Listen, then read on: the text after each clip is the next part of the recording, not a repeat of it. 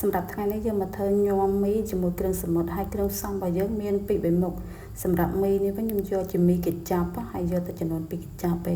ហើយឥឡូវយើងមកចាប់ផ្ដើមធ្វើគ្រឿងយើងវិញម្ដងសម្រាប់បកាមឹកយើងដាក់ប៉ុណ្ណាក៏បានដែរតាមយើងធ្វើតិចច្រើនហើយខ្ញុំដាក់មកល្មមអញ្ចឹងបន្ទាប់មកយើងមកដាំទឹកស្រស់មីហើយនឹងបកាហើយសម្រាប់ខាងបន្លែវិញខ្ញុំយក3 4មុខអញ្ចឹងសម្រាប់បន្លែបងប្អូនចង់បន្ថែមអីទៀតក៏បានដែរហើយជាដំបូងនេះយើងមកចាប់ផ្ដើមកាត់ព្រុយបកាហើយកាត់មឹកអីជាដុំតូចៗល្មមមកនិយាយទៅមឹកអីបងប្អូនចង់កាត់ប៉ុណ្ណាក៏បានដែរស្រេចតែយើងចូលចិត្តធ្វើអញ្ចឹងខ្ញុំកាត់ជាដុំល្មមដែរ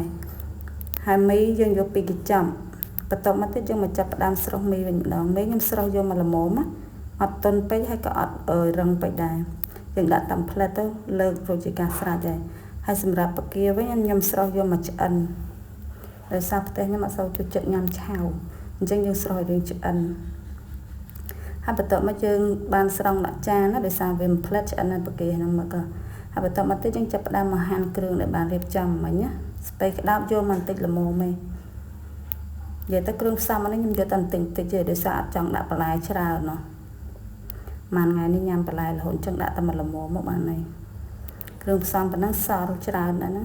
តែសារយើងយកតិចហើយការ៉ុតអីចិត្តដូចគ្នាទាំងអស់រៀងតូចដើម្បីញោមទៅវាចូលចិត្តគ្នាល្អនិយាយទៅគ្រឿងផ្សំនេះយើងកាត់ជា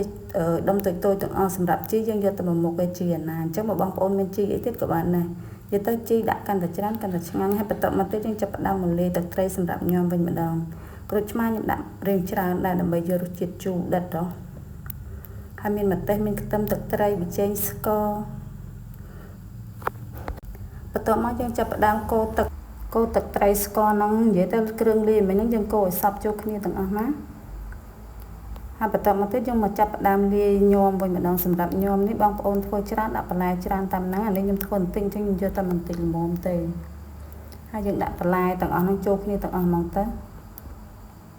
យាយទៅគ្រឿងក្រៅមិញហ្នឹងយើងដាក់លាយចូលគ្នាទាំងអស់មកព្រោះថាញោមនេះធ្វើតាមផ្លែតបានញ៉ាំហើយសំខាន់យើងរៀបចំគ្រឿងឲ្យលឿនមែនតើហ្មងអញ្ចឹងបងប្អូនអត់សូវមានពេលអីធ្វើអញ្ចឹងហើយបន្ទាប់មកទៀតយើងចាប់ផ្ដើមចាក់គ្រឿងសមុទ្រហើយនឹងទឹកត្រីយើងបានលាយមិញហ្នឹងចូលគ្នាច្បល់តែមួយសន្ទុះមករួចជាការស្រេចហើយសាបប្រៃបងប្អូនថែមតាមហ្នឹងណាតាមចំណង់ចំណូលចិត្តយើងប៉ុន្តែមួយមុខនេះរសជាតិវារៀងដិតមិនឆ្ងាញ់ជូរប្រៃហឹរអញ្ចឹងញ៉ាំទៅឆ្ងាញ់មែនតើហ្មង